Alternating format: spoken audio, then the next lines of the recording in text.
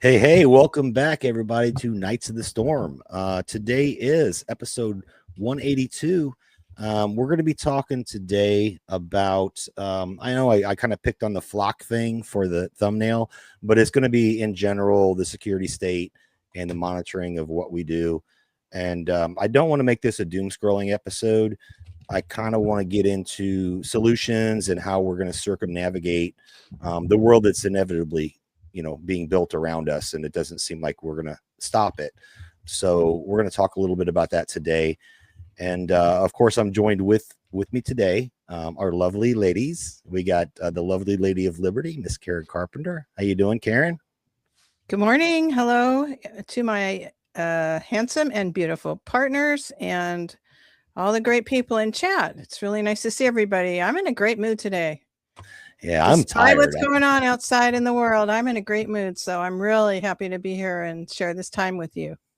Outstanding. And then we have the lady who keeps us sane in an insane world, Miss Think, Change, Repeat. Ashley, what's going on? Hello there. Happy to see everyone, and welcome back, Jason Barker. You have been taking some time off these last couple weeks, so we're happy to have you back, and thank you for keeping everything going. And that's one thing too I want to shout out is the amount of time that you take every week to do a personalized thumbnail for the show and all the extra work. We appreciate it, and that's not nothing.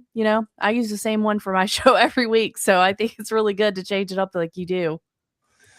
Yeah, I like to keep it theme based, and it was actually, you guys did a great job. That interview with Zoe was amazing. I did watch it, although I was driving through Kansas and buffering, so I was about 5 or 10 minutes behind. But it was an amazing show. And then the show you did with James, Karen, I know you were working on the back end, Ashley. You were doing the production. Flawless episode. A little bit different than what we normally do, but it was a refreshing change, and I thoroughly enjoyed the show. I think everybody did. So outstanding job, Karen. Thank you. Perhaps Thank you. Unofficially your first episode. That is the first time I've ever hosted solo. And I've got my daughter working on a graphic for me, and I'm getting ready to go here. And I think it'll be on Monday evenings.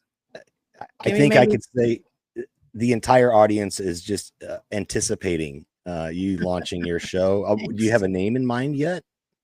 Yes, thanks to Deb McCartney. Surreal Surroundings. Love it. Love it. All right. So before we jump into it, like I said, today we're going to be talking a little bit about the surveillance state that is already here. It's already here, and it's been here. I contemplated it while I was gone for the past couple weeks. Something caught my attention. I'll talk about that. And I dug in a little deeper, and I started looking at all these other things, and I was like, holy cow, we're already here. We're not going to complain about it and stop it. That's not going to happen.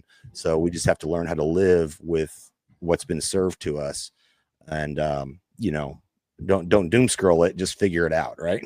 So that's where we're going to go today. But first, we have the verse of the week, and I don't have my sound queued up, so we're just going to circumvent the sound and go straight to it. Go ahead and share it. Now, this is a proverb, so it doesn't really require any context. Proverbs are kind of like proverbs. And I picked this one out because I got to meet with Algorithm while I was out on vacation. Got to have lunch with him and talk. And we actually talked security state stuff. So he kind of like primered me for this show. But here we go. This is Proverbs 27, verse 17. It says, iron sharpens iron. One man sharpens another. Very simple, right? And I talk with Levi all the time, and he brings that up, that we sharpen each other. And I just kind of wanted to, touch back and say, we help each other out. We share our understanding and our knowledge and stuff like that. What we do is important because we sharpen one another. I do think it's important we don't get into the doom scrolling. I know we've been getting away from that. Karen and Ashley, we've been trying to get into more positive things, but we still have to address things and understand what's going on around us, for the sake of our families and ourselves, to be able to circumnavigate the world that we live in. And I wanted to bring this up. Iron sharpens iron. I got to meet with Algorithm. I've got to meet with other people in the past. We get to talk. Sometimes we do it online. Sometimes we do it in person. I would highly suggest that if you have the opportunity to meet someone in person, please do. I think that that's very important part of our circle, that we get to meet each other and talk about things and actually get to know who the other person is rather than just a screen name. So let me throw it over to Ashley. What do you think about the verse of the week? Yeah, I like that. And I think that is one of the things that is kind of dates back to the old days when people would discuss philosophy and things like that. I think it really does help to solidify, being with other people in the space. It helps to solidify where you actually stand on your beliefs. Sometimes that means getting challenged on what you believe. And I think that that's good. It helps make us better.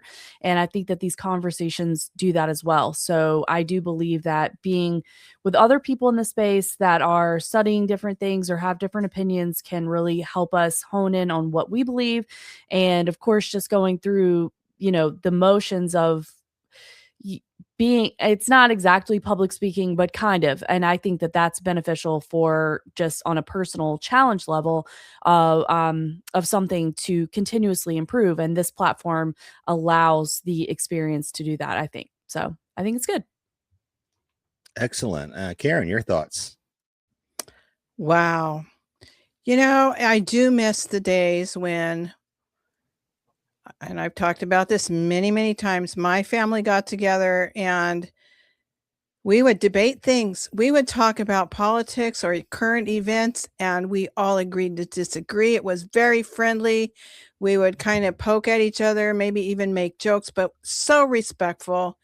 These days, if people disagree with you, they won't talk to you, or they'll call you an idiot, I'm seeing all the time people calling on social media, you're an idiot, you're a moron, you're stupid. Instead of explaining politely what their point of view is, they're just calling people names. Well, that's just going to shut somebody down. That's not constructive. You might feel better calling someone an idiot on social media. You stupid idiot moron. I'm seeing that all the time, but that's not constructive. It's not going to change anything. If anything, it's just going to make people more angry, raise everybody's cortisol and adrenaline, and more division. So I think that it's really important that we remember we're all on a journey. I know I've changed my views so much over things, and they're constantly changing. Constantly. Like, Ashley, you've got the best slogan ever. I don't know where you came up with that, but it's perfect. And that's what we should all be doing. And I know I do that.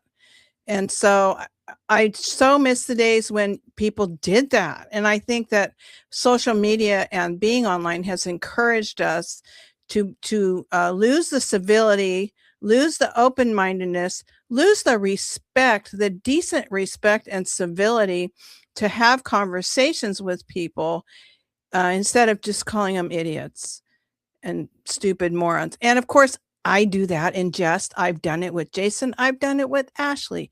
But offline, just the two of us, because I get frustrated. But hopefully I'm not going to just say that to somebody I disagree with on the spur, like it's a normal thing to say, oh, yeah, well, you're stupid.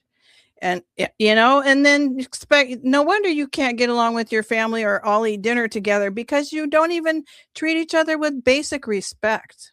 So I think that that's a really important thing that we need to also try to be mindful of. I know we all get frustrated.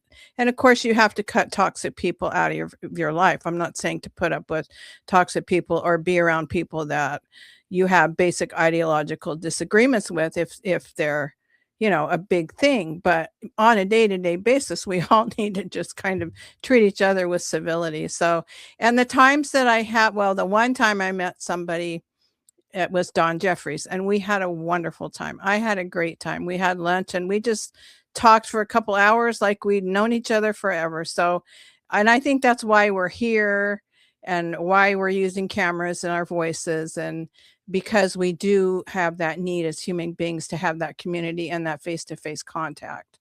So yeah, it's great if you have the opportunity. I agree, to meet people face to face. So that's just a little rant there. So Well, that's my take on things.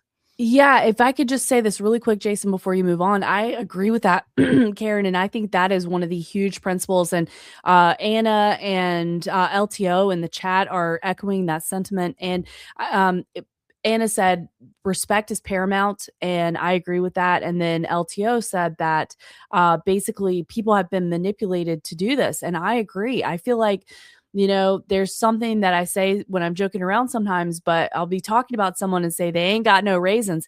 And that is how people online often act. And I do think that has been encouraged. And I think that, even this past week, Don Jeffrey's Substack article was kind of talking about that, an overall loss of decorum. And I think that that could be one of the ways that we have a movement, a reclaim. Stop arguing with people online. And if we do argue, keep in mind, like, is this a verified popular account? If that is, then our engagement, our sharing of what they're saying, or our even commenting back to them or commenting to people in their chat will provide them engagement, which translates to dollars. So that's one of the big ways, is that we can remove our engagement from people that are deliberately trying to post hot takes in order to engagement farm and also to further that division narrative. So I think that's a really good point. We can take some of that back with acting with decorum, acting with respect, and don't engage with people that are not interested in having a good faith conversation, and especially when you are potentially enriching them by doing so. And I want to say so often these are people who say they're all about love. They love everybody. It's all about love, or they're Christians, or their family values, or whatever. They're to the left or they're to the right, whatever, they think they're a great all about love person, but then they're running around calling people idiots online, not wanting to have anything to do with somebody because they're a moron, or I don't agree with you, you're a moron. But then saying they're Christian or they're all about love, it's like, hello. A little restraint would be good here. Just calm down a little before you post online. And I think that's also, it's just a great way to get us all riled up and divided. And I think that probably bots are encouraging that and seeing that in us, and social media, and people are watching us. Children, young people are watching us. We need to set that example of restraint and civility, kindness, just basic decorum. It doesn't mean you have to be a prude or totally uptight, never use a swear word or whatever, but just think about the golden rule at least. And with the example that you're setting in public, and also with the kind of world you want to live in, I just think that we need to be mindful of those things, because things degrade very, very quickly. Very quickly. Well, I'll tell you that some of the struggles I have, being that I was in the military for so long and being a leader in the military, is people pushing back, because as a leader, you can't have a soldier push back on you. It has to be done. You tell them what needs to be done. And if they push back, then you're like, no, this is the way it is, bro. This is how you got to do it. And that's something that was trained into me over years and years. And I'm trying to detrain myself from it. So when you're talking about going back and forth in the chat, yeah, I kind of have a problem where someone says something I know is not true, or I know they're trying to goad me in. Guess what? I get sucked in. I've been trying to not engage as much. I'll leave little funny comments or something like that in the chats, but I'm trying not to. I actually don't watch as many podcasts as I used to. I watch David Knight still. I usually watch David Knight. I try to catch Guard as much as I can. I do watch you, Ashley, because I just love the conversations you have. They're so diverse. It's a refreshing change. But yeah, we all going back to the verse of the week, iron sharpens iron. I think knowing you guys, you ladies and others, and meeting with some people personally has helped me to detrain that and have open conversations and not have to be right all the time. I'm nowhere near perfect. Sometimes it's better to just not say something at all. Exactly. And I'm not being the little namby-pamby goody two-shoes. There's a time to stand up for yourself. There's a time to express yourself and to stand up for the truth. But sometimes it's pointless. It's just better not to engage, especially online. Yeah, I'm learning that. But anyway, let's get on into the topic, unless Ashley has anything else. All right. So again, I'll go back over. We're going to be talking about basically the surveillance state, the nanny state, babysitting us, knowing everything we do through various means. I did pick on Flock because Flock is low-hanging fruit. And everybody's kind of aware of it now. I got a couple of videos to play and stuff, but we're going to shoot over to Karen first because Karen said she had some related topics. So we're going to start off with you, Karen. What you got for us? Okay, I need someone to throw my screen up, please. And I have 2 things to share. This is one, and I have shared it before. Let me mute myself.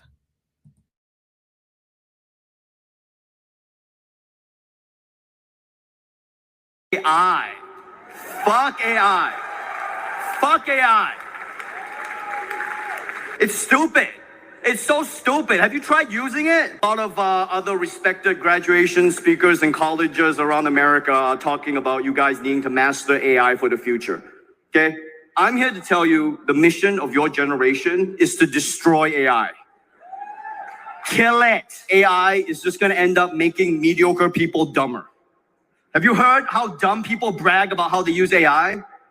They're always like, hey, did you know that AI can now read my email, summarize it, and draft a response? Yeah, you know who else can do that? Me. I can do that. You can't do that? How useless are you? You need artificial intelligence just to match me? I'm a dumbass who couldn't get into Harvard.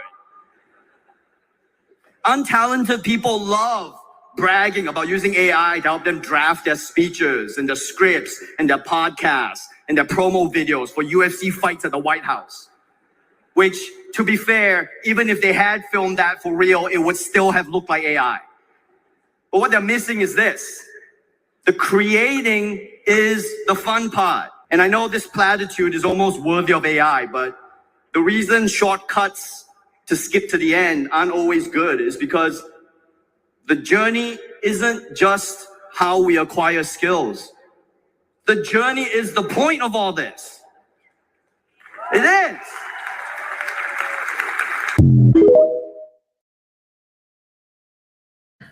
Okay, so he got a little rude there to people, but I like the sentiment.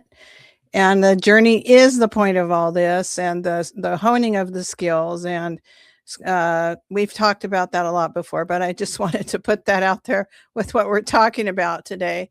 And then this is an article that Derek of the Conscious Resistance shared, Derek Bros. And it's just I wanted to just remind us of the power that we do have. We do have a say in a lot of these things. Yes, we can only do so much, but we need to remember that we are sovereign beings and that we are much more powerful than we would be led to believe. A tremendous amount of effort is spent in making us feel powerless. Excuse me.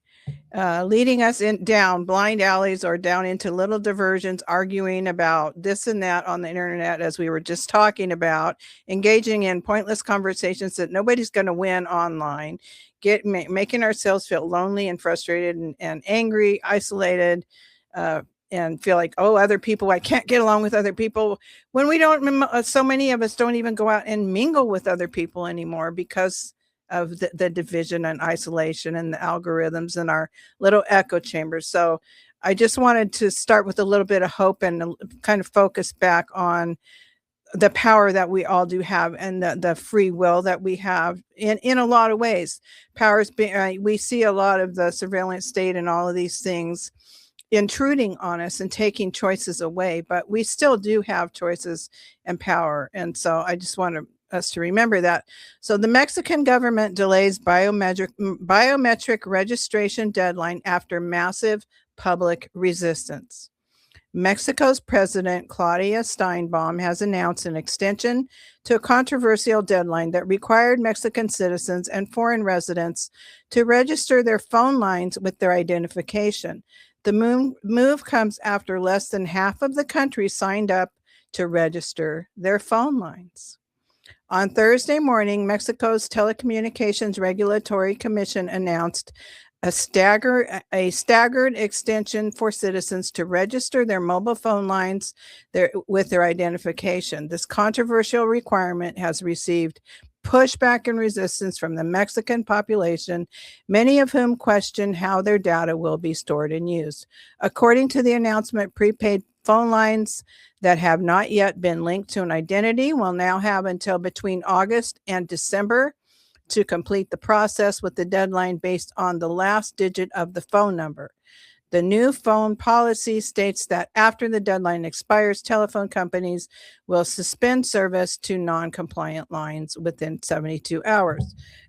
So it'll be interesting to see what happens with that, and what the consequences are, and if those suspensions are actually imposed.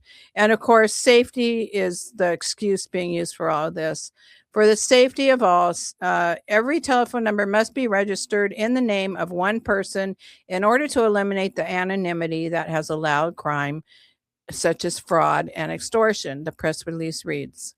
With this measure, Mexico will cease to be one of the few countries that allowed the acquisition of a SIM card without identification, and will join the international practice currently in place in 166 countries.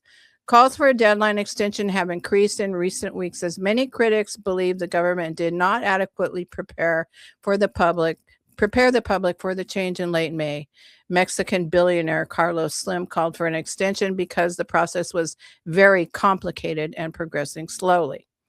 Okay, I'm going to skip one paragraph.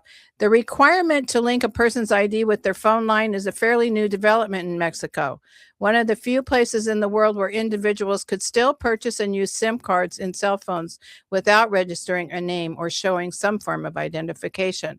All of that changed in July 2025 when several new laws took effect that compel the population to register for a biometric program required to access many services, including phone and internet access. Phone users were originally instructed to register their phone line with the telecommunications provider before June 30th, 2026, or face interruption of service. This would force businesses selling these services to check a customer's CURP before purchase. And I'm just going to go over what a CURP is. The CURP typically consists of 18 characters derived from a person's family names, date and place of birth, and gender. It functions similarly to the U.S. Social Security number. The new laws will require the CURP to include the holder's photograph and a QR code embedding biometric data, including scans of both fingerprints and irises. The legislation also mandated the creation of a unified identity platform managed by the Ministry of the Interior and the Digital Transformation Agency. Hello, New World Order. This platform will integrate the biometric CURP with the healthcare system as well.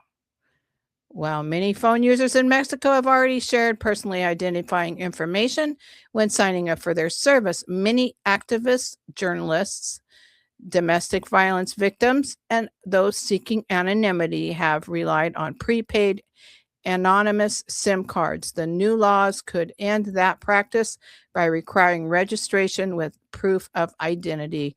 Furthermore, individuals who have not previously obtained a CURP will be required to submit biometric information as part of the new biometric CURP rollout in order to maintain phone and internet service. The Mexican government has claimed the laws will combat organized crime, drug trafficking, and aid with the search for missing people. We've seen that with the Ring cameras lately, how that's being used to find dogs. You know, that's a selling point, but then of course it's getting everybody's images, and people are being encouraged to tag people who come and go from their house. So, you know, we know what's the ulterior motives are here. However, critics worry that the biometric CURP system will increase opportunities for government in surveillance. And so this goes on to say that there's been resistance to registration. I insist, don't register. We're beating the government. So it says Ignacio Gomez Villaseñor. Less than 10% of Mexican phone lines have been registered. It's completely unfeasible for companies to cancel numbers not associated with the CURP. That was said in March. So it sounds like still at least quite a large percentage of the Mexican citizens have not registered all of their data. In late May, a report from a journalist, Carmen Sanchez, spoke with several Mexico City residents who acknowledged their reluctance to participate. According to the report, only 31% of Mexicans had been registered by mid-May. So I'll end it with that. I just thought it was interesting from a perspective from another country, and it ties in with what we're talking about today. So sorry that was kind of long. And no, that's actually perfect. It's perfect. And I want to get Ashley's take on this.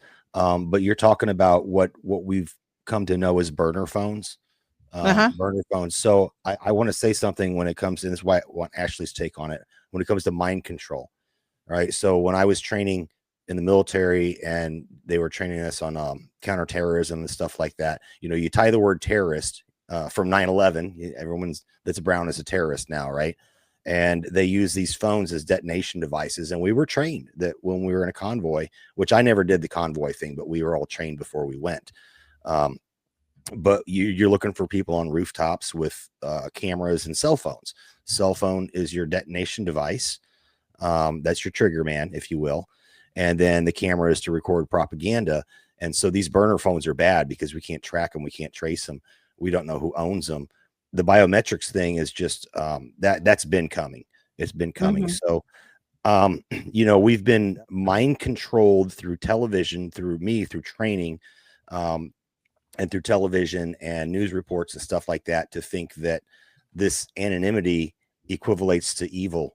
Right? It's evil. It's terrorism. It's human trafficking. It's drug trafficking. It's all this other stuff. So we need to know who's doing what for the safety of everybody. And it's been slowly, subtly programmed into us through media, movies, anyone who's a police officer or military or anything like that. First responders probably have gotten the same training that, you come across an incident, you're looking for somebody filming that has a little flip phone that, I don't know. I want to actually take on that, like how we've been programmed into wanting this nanny state. Well, I definitely think that these are all part of the long game, right? Because you do have people being responsive to fear. One of the major things that came out of after the fallout from 9/11, obviously war, never-ending war, classifying people as terrorists for sure. Normalizing removing their human rights because we suspect them of being a terrorist. And you had this color-coded system about the terror threat. So there are definitely associations that they can create in the mind of the public. And when you have people in this excited state of distraction or in adding fear to that, then it makes the population be very manipulatable and to be more likely to accept these sort of draconian ideas that privacy is the bad guy. Privacy is what allowed X, Y, and Z to happen. So I definitely think there's that narrative out there. And I also think that in today's day and time, it is hard to exist without having a smartphone. I know it can be done. I know there are people that do it, but just like in day to day, it definitely is convenient to be able to use it for everything that we do, but there's obviously the downside. And I do think that non-compliance is one of the major ways that we can also push back, kick the can, make an impact. Because if there are most of us that don't agree with it, then we can at least drag it out as long as we can. And I think that's a good thing. I think that we need to be realistic too. And I think we all are here knowing that, yes, we're going to get some of these W's. That's good. And we can keep it up and keep going. But oftentimes if something fails, they just come back with it and it has a different PR campaign behind it after that. Right. So not that we have universal healthcare here, but like sort of getting to whatever we have with Obamacare that was introduced in association with the Clintons.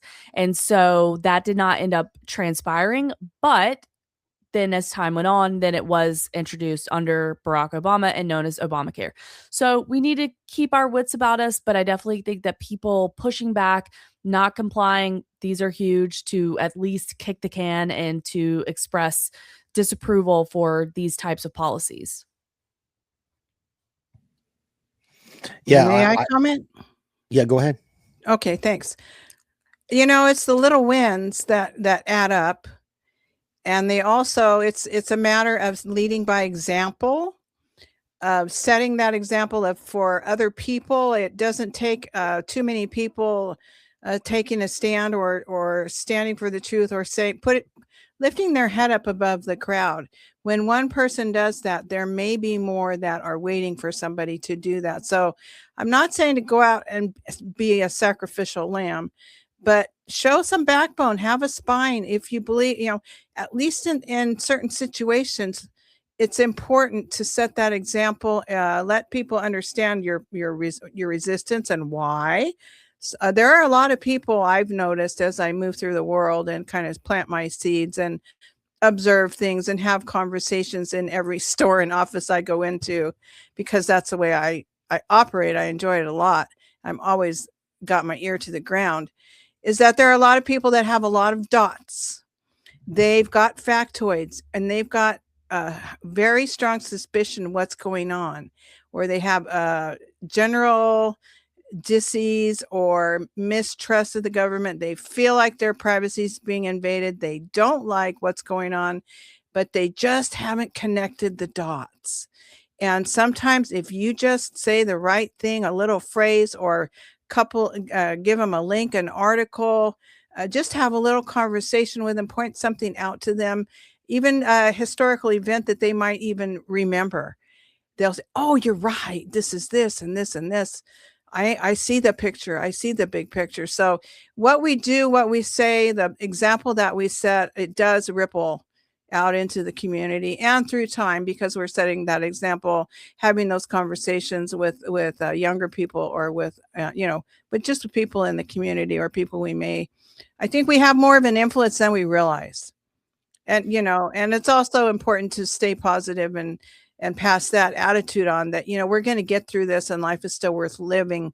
Even if some of these things, we lose a lot of these battles, even if we have to adapt, which humans are highly adaptable. That's one of the most amazing things about us, that we are so incredibly resilient and programmable. I believe the Jesuits say, give me a child for the first 7 of their years of their life, and I will give you the man. Children are in a semi-hypnotic state until around the age of 5, up to maybe 7. That's how children learn to survive, by the social programming that they have around them. It's so many children are great learning languages when they're little, because they've got that plasticity and they're just learning and adapting and growing so quickly. If you want a multilingual child, the time to do it is when they're little, because their brain is set to learn and to grasp that language and to learn to communicate in different ways and make those connections. And so, absolutely, we are hackable animals. We are programmable animals, and we need to remember that and kind of resist it, and also watch what you eat in so many ways. And I think that a lot of the programming, the literal programming, the video games, the television, the way the lyrics of songs, etc., even print material, pornography is a weapon. All of these weapons are used to program us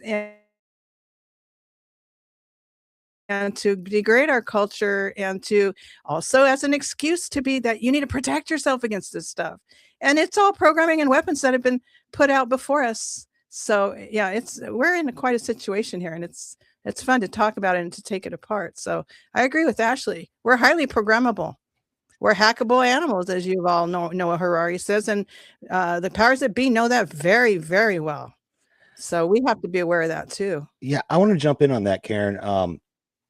I think it's important, and I think I've fell into this trap many times of the doom scrolling stuff, to be aware but not be panicked. And I think that's kind of what you're talking on right now. Is we need to know what's going on so we can plan accordingly and circumvent, if we can, the things that we don't want. But the thing that you said about one person standing above, I watch Bar Rescue. I love that show with John Taffer. I've often told my wife we should buy a bar that's failing so we can get them to come in and fix it for us, right? So we can have a nice establishment. But anyway, the one thing I've noticed on that show is if you have a really bad owner and he comes in and he lights the whole crew up and he shuts it down and all this other stuff, if you've watched the show, you know what I'm talking about. But he'll bring him in the next day after they've cleaned the restaurant or the bar or whatever, and he talks to him. And when it's one of those situations where it's a bad owner, he'll ask the staff, what's wrong? You know, what could be improved here? How is this guy? And nobody wants to speak up. But as soon as one person speaks up, they all come forth and speak up. And that's how you affect change right there, is to get it out in the open. And the thing, going back to the flock, which I'm going to talk about, it seems like that no amount of speaking up is kind of like the AI and data centers. No amount of speaking up in the community seems to be stopping this stuff. So we have to come up with an alternative to say, hey, I'm aware this is going to happen. What can we do about it in our personal lives? And don't be panicked about it. I think that's where we need to start looking, because I don't think we're going to stop some of the stuff that's going on. It's part of the agenda, it's part of the plan. Maybe we can. That was kind of inspiring, your article about Mexico, where people are just refusing to participate. I think that's the strongest thing we can do. We can, number one, speak up at city council meetings, talk with each other, maybe file lawsuits. And I have something to share about the flock thing with lawsuits, which is kind of promising. It wasn't promising the verdict, but going forward, it may be promising. So we'll see how that works out in the future. But anyway, that's what I got on that. Good stuff, Karen. What's your thoughts, Ash? Yes, we are in an attention economy, right? So there's a lot of small things that we can do. There's these good conversations that we can have. We can cultivate our non-compliance. And like what Karen was saying, as far as the hackable animals, yeah, I don't disagree with that. But one thing that I think can help us is if we acknowledge that and we say, why am I being shown this? Who is showing it? And what benefit do they have? And this would apply to any news story, any new idea of how to manage crime or whatever, keep people safe, whatever it looks like. But I definitely think that we can hopefully, I don't know that we can break our programming, because like what Karen was talking about, we have been so exposed. And this is something that I've been looking into and talking to my friend Sean about, that obviously, and Karen and I had an episode on this when you were away, Jason, but as far as propaganda, like the idea of manipulating human beings is a tale as old as time. We have quotes from Machiavelli in The Prince discussing that particular manipulation, and that, there's nothing new under the sun. So we do have modern iterations of that, starting specifically here. We have the Bernays crowd, and they were truly getting into the scientific angle of manipulating human thought, behavior, and have used anything that they can as their way to do that, which is newspapers, the printed word. It is photos. Once they could start mass producing photos and show those to people, anything to engage the emotion. And then of course we had radio and television, and now we've advanced to the smartphones and social media platforms and search engines by the big 3 or 4, whatever that looks like. And if we can cultivate the awareness that it's nothing new under the sun, we can try to at least start being aware of when this is happening to us. And I find that to be liberating, right? In the same way, if you were somebody who is like I was for a long time and just accepted the government, I accepted the sides, right? Or you're Republican or you're Democrat or whatever that looks like. And then you get to the point finally where you're like, this is a corrupt institution. Nothing, in my opinion, actually happens that makes life better for the average person. It seems like it's continuing to be corrupt and actively work against the people, no matter what side they say they're on.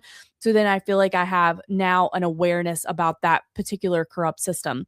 So it's the same thing of trying to apply that to these other manipulation tactics, and even considering, even if we're not experts, like what kind of mood or thought are they able to evoke from us when they show us an image paired with a song, or like the feelings that they're able to get from us by rage baiting online, all these things. So I think that if we can start cultivating that awareness, that it does help us, just like in so many other things with life, in our relationships, being, reading the room, right? That's a skill that not everybody has. I have been guilty of not reading the room very well at all, and I'm trying to work on that, right? So things like that, or in someone's in active addiction, that is one of the most common phrases, right? The first step is admitting you have a problem.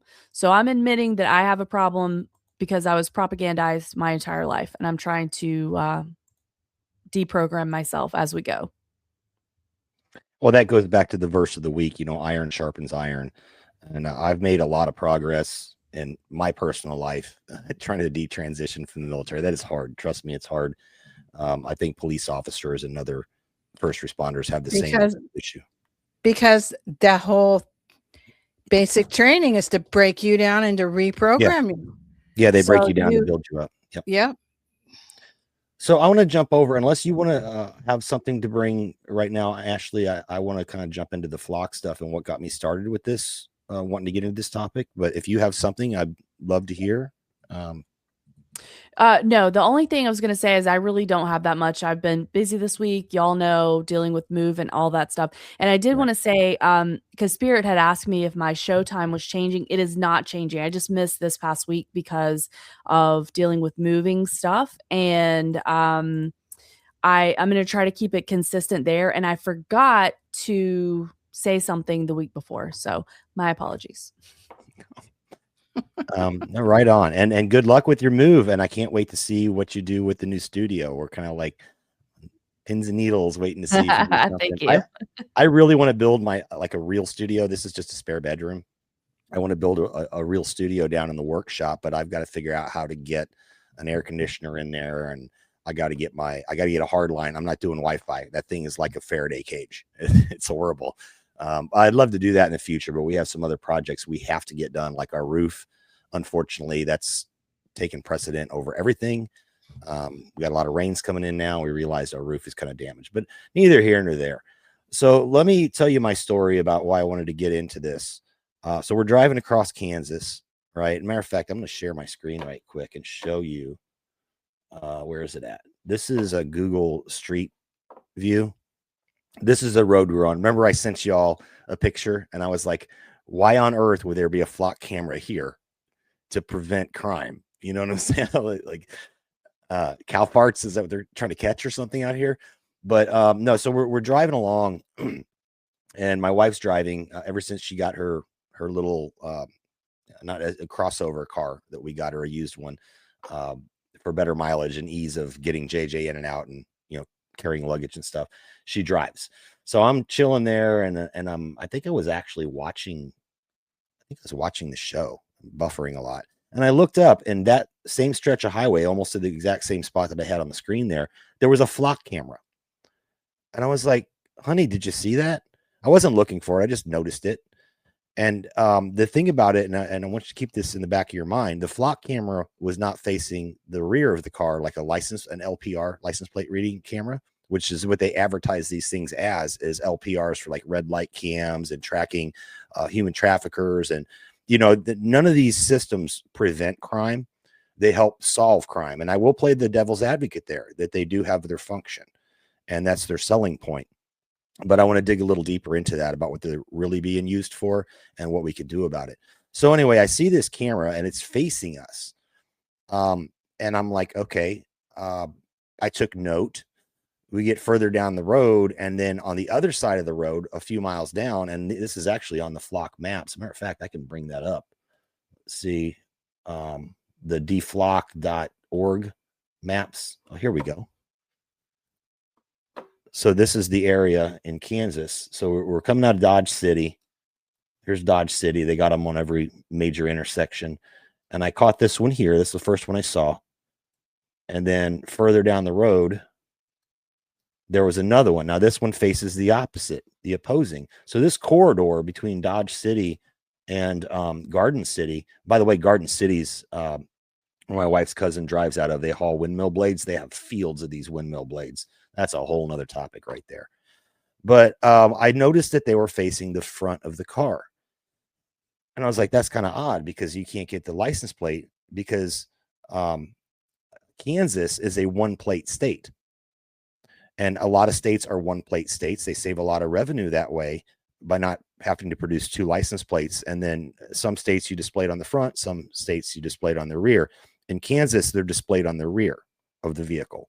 So pointing at the front of the vehicle does nothing for license plate reading, nothing whatsoever. As we rolled into Garden City, I started noticing every single intersection had these cameras, and they're different. They look different than those ones with the solar panel. They actually look like little security cameras. Every single intersection had 4 of them pointed at the front of the vehicle as it entered the intersection. So it's across the intersection on top of the light, you know, the traffic light pole that goes across. And there's about 3 different types. There's one that looks like a camera, like a regular security camera. It's like a little tube with a lens on it, pointing directly at the front of your car, which in Kansas, you don't have a license plate on the front of your car. So what's it doing? And I can get into all that because I got all the Flock stuff here with the facial recognition, the picking apart your car, where there's got a dent in it, a roof rack, all this other stuff. And they admit that it's all in their documentation. So it's my assumption that they're doing facial recognition and they admit that as well. But it's every single intersection has it pointing at each lane. So on my lane, it would be across the street pointing at me. Across the street, the car's coming that way. It's on my side pointing at them. And I started noticing this, and it was literally every single intersection, almost every single railroad crossing. So this stuff is going in. And my question to the audience is, and I'd like your really honest opinion on it. Obviously, they've used these things. As a matter of fact, I'll read a couple stats, and then we'll go around the table real quick. And I do want to show one video as well. So right now I'm on Flock's website, and it says that they have found 10,000 plus missing people in 2025. There's 1 million plus cases that Flock supported last year as far as solving crime. Again, like I said, they're not preventing crime because there's no crime until the crime happens. This is solving after the fact. I would argue that if people knew that they're there, it might be a deterrent, kind of like having those signs up in your neighborhood that says this is a crime watch neighborhood watch type thing. That's going to deter people from like, hey, maybe I shouldn't be trying to rob a house here because people are on the lookout. But the thing is, I don't think most Americans know about this Flock system. So it's not really that effective of a deterrent if people aren't aware that they're there. And then it says 12,000 plus communities trust Flock nationwide. I would say it's not the community, it's the leadership within the community. And then, so, you know, I would play the devil's advocate and say, you know, these Flock cameras and other security stuff. I mean, I'm talking about police drones. We've talked about police drones. They're out there. A lot of coverage has been placed on that lately where they're, you know, violating people's Fourth Amendment rights. But let me find this other, this video right here. Okay. Here's the downside. And this is where I'd like y'all's opinion. You know, how much safety and security or crime solving ability are we willing to take and give up our information and our liberties? And how could it go wrong on the opposite end? So let me play this video and we'll go around the horn. Sound good?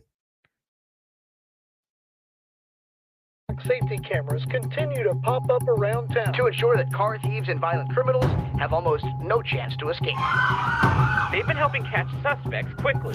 We're just trying to keep you safe. Flock cameras have revolutionized local law enforcement. The system has helped them arrest violent offenders and recover stolen cars. An advantage they say is priceless. Just help them get a dangerous man off the street. They tracked his car down using flock cameras. The cameras take a picture of every car that drives by. The cameras are designed to catch criminals, but they also create a searchable database of every car that passes. All day it's just reading tags. They're continuously recording. It's just a tool to help us catch criminals. We're going to catch everyone. We have cameras everywhere in that town. You can't get a breath of fresh air in or out without us knowing. Chrisana Elzer learned the power of Flock firsthand. You were in town from 11:52 until 12:09 exactly. Like I said, nothing gets in or out of the town without us knowing. When a Colorado police officer showed up at her door holding Flock snapshots of her truck. And here's when you left at 12:09. That's when you left town. To get? No, to stop at Ridge Trail.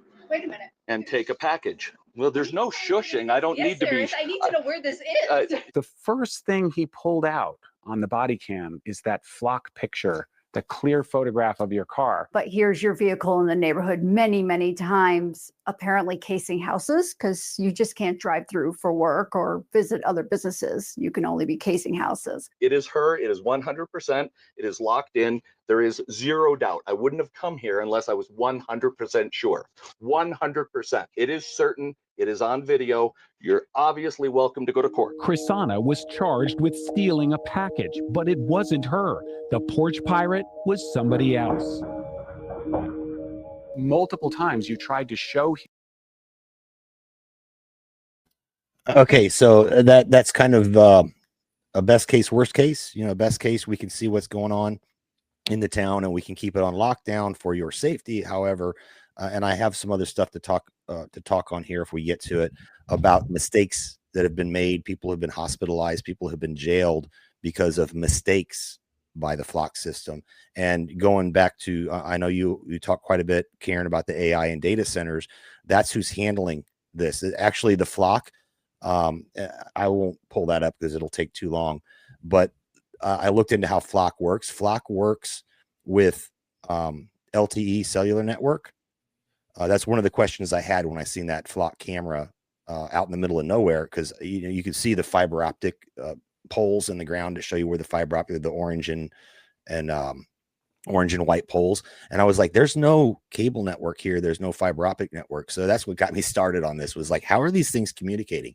They're communicating via cellular, which is kind of ironic that we throw in all this 5G everywhere and then the Flocks go up everywhere. But anyway, like I was saying, it's a good case, bad case, where the cops can see what's going on for safety reasons. However, when they're wrong, when AI, I forgot to mention that information goes via cellular to AWS, Amazon Web Services.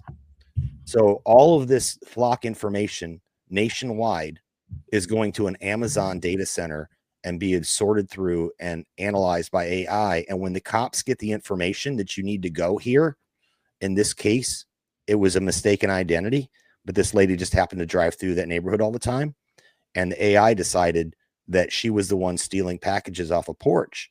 And now she's getting harassed. And the cop said, 100%, I know, because they're going to take what AI spits out to them and take it as fact.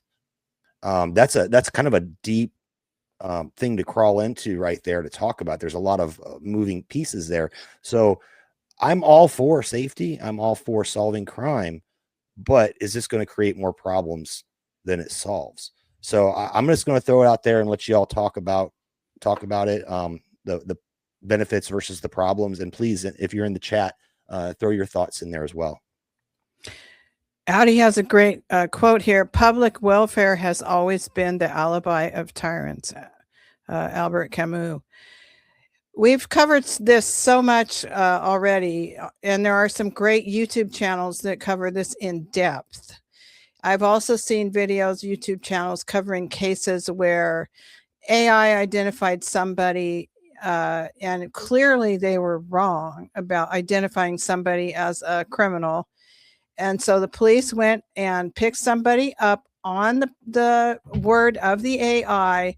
The officers knew, they could see this person does not meet the description. They're 3 inches taller. They don't need glasses. They've got different color hair, but the AI says it's them. So they end up spending 2 or 3 days in jail because none of the police officers up the chain of command had either the courage or the authority, I'm not sure which it is, to override the AI.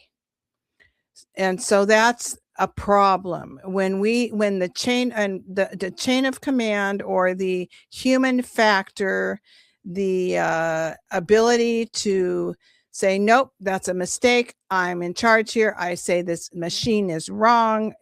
I'm making this call here. This is not the right person. I'm letting them go. The repercussions for that person may be, so strong that we end up without the human factor. And we saw that with the bombings, the Lavender system in the drones in Palestine, or the targets in Iran. Supposedly mistakes or civilian targets, and no human person overriding them potentially. So, and then we've seen that with the medical system, where the standard of care is there's no human, there's no doctor, can't make a call. You have to do the standard of care, the protocol, the AI protocol, AI diagnosing diseases. So we're in really, I think we're in some real hot water here, real touchy, dangerous area, giving all of this control and authority and decision-making power, judgment calls, our own discernment and discretion, giving all of that away. That's the importance of a human being, or a second opinion. And then as far as the front-facing cameras, I've heard they call them, there are some that they call crotch cameras, and people are being arrested or getting tickets for having their phone in their hand on their lap. Oh, I wanted to say something about that real quick, Karen, if you don't mind. Sure. I was going through, and I'm not going to bring all this stuff up, but I was looking at the intent of the flock cameras, and they say that they are not out there looking for a crime.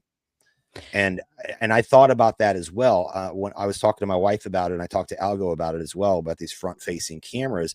I said, well, maybe they're looking for people that are using their cell phone, or you know, distracted driving. So there is no, unless you're doing facial recognition, or you're looking for a crime, like a highway bandit, like the city cops around here do. They just sit on the side of the road waiting for somebody to speed, or to not use a blinker, or not make a complete stop at a stop sign so they can ticket you. That's what I see this being, is a revenue generation device. And they claim that that's not what it's being used for. But what is the point? In a rear plate state like Kansas, why do you have front facing cameras and you call it a license plate reader? And we know that flock cameras they can identify license plates, sure, but they identify cars and they don't need a license plate. They read the physical characteristics, the dings, scratches, stickers, etc. Also, they can identify people. And I think I shared a video of cameras in parks, so that the cameras could zoom in and see what you're doing in the park by yourself or with your children. Or if your child's in the park alone, somebody can be watching. Flock cameras can be hacked into, and other people can be watching them. There are some cities that have chosen to keep their flock data private to the city's police department, theoretically. So only the city's police chief or the little town's police chief can see it. That police department is supposed to only be able to see the flock data, but it ends up being aggregated into the entire flock system. And these can get hacked. So we know that the point of this, sure, it could be a great thing if the intent was truly safety, and that it was benevolent intentions. But we know very well that's not the case here. So that's the problem. And I think so many people are naive or idealistic or just not well informed that they don't realize that. And I've seen, and even in the small town down the road where my family all lives, it's about 10,000 people, and the city council voted to spend some money on a few flock cameras, and some people were very upset.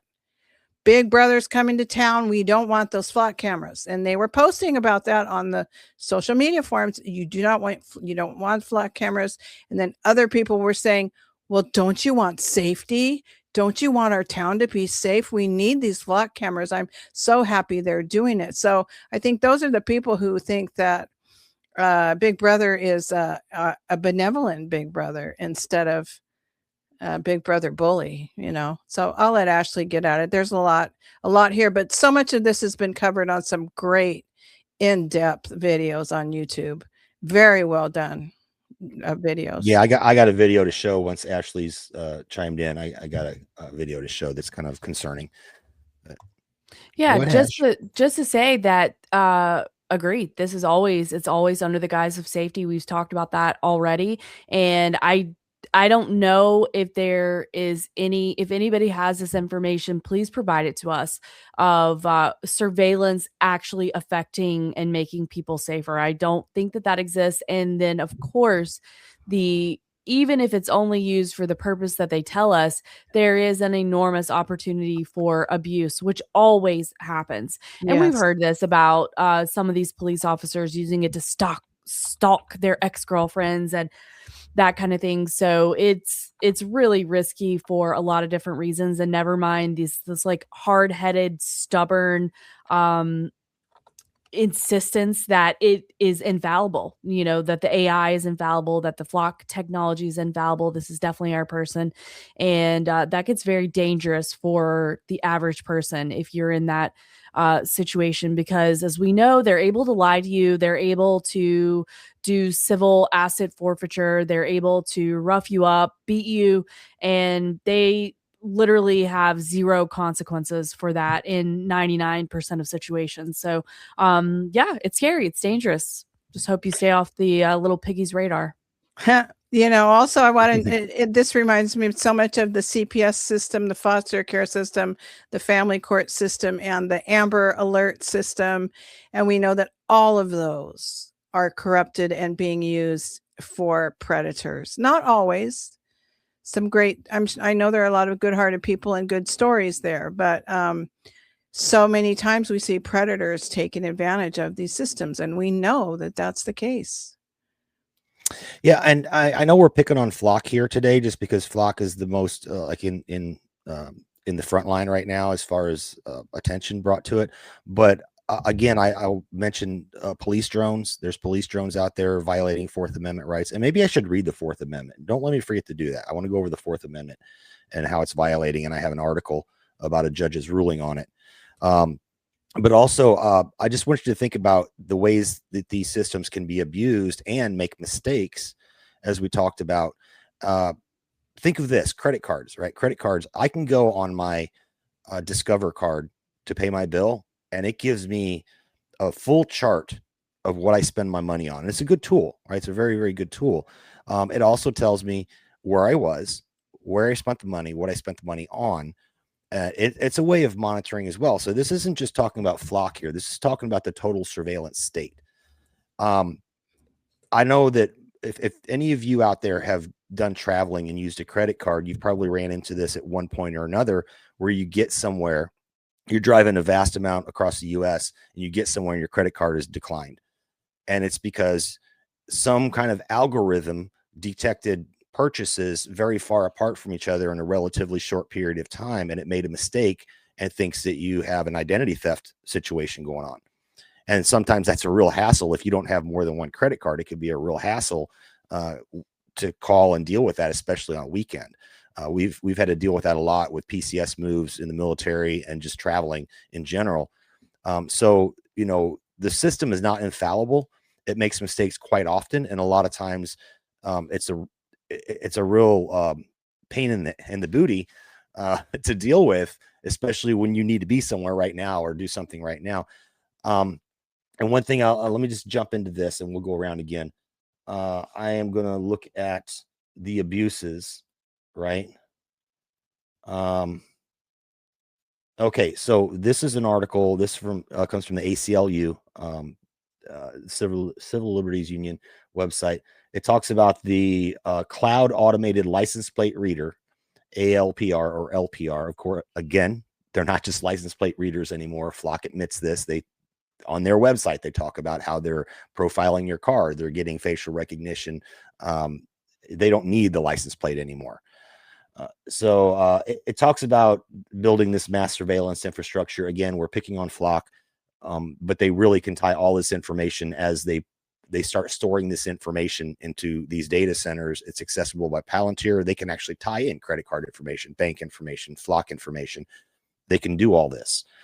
So I'm going to go over some of the abuses already that have happened. So they've been caught. This is again from the ACLU.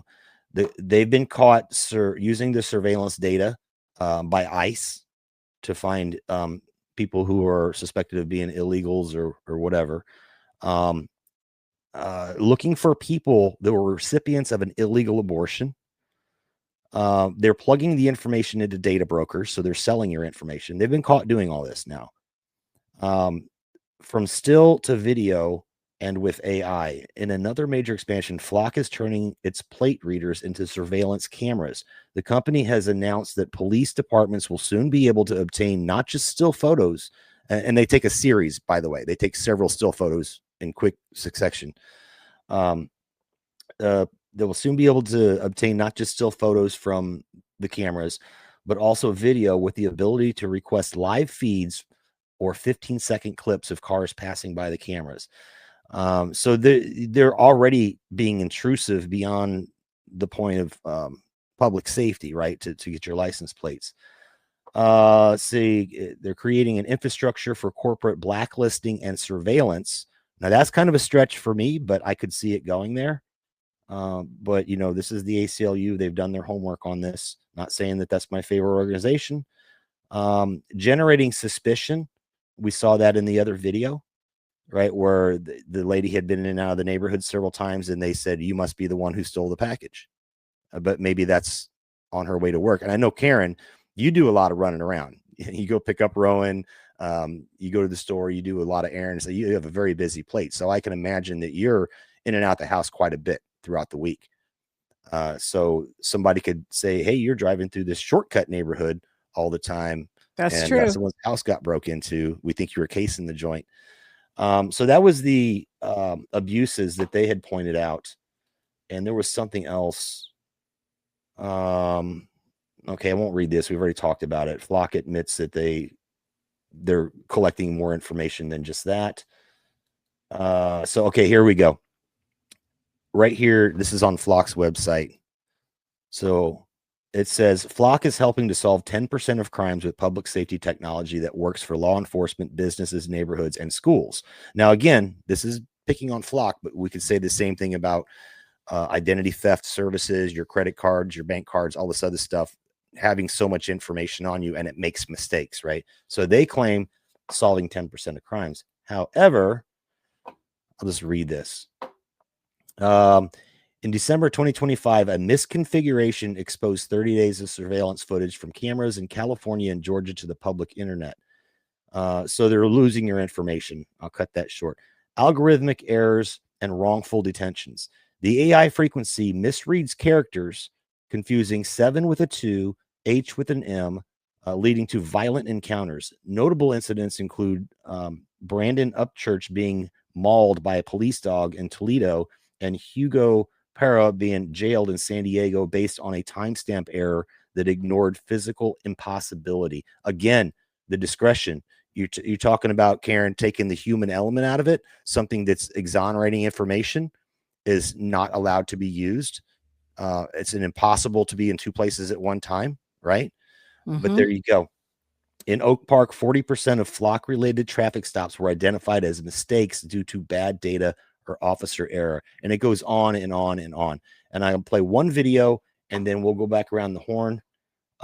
This is the case with Upchurch. Was it Brandon Upchurch or whatever his name was? Yeah, Brandon Upchurch. This is the encounter. I'm going to mute myself and play this real quick.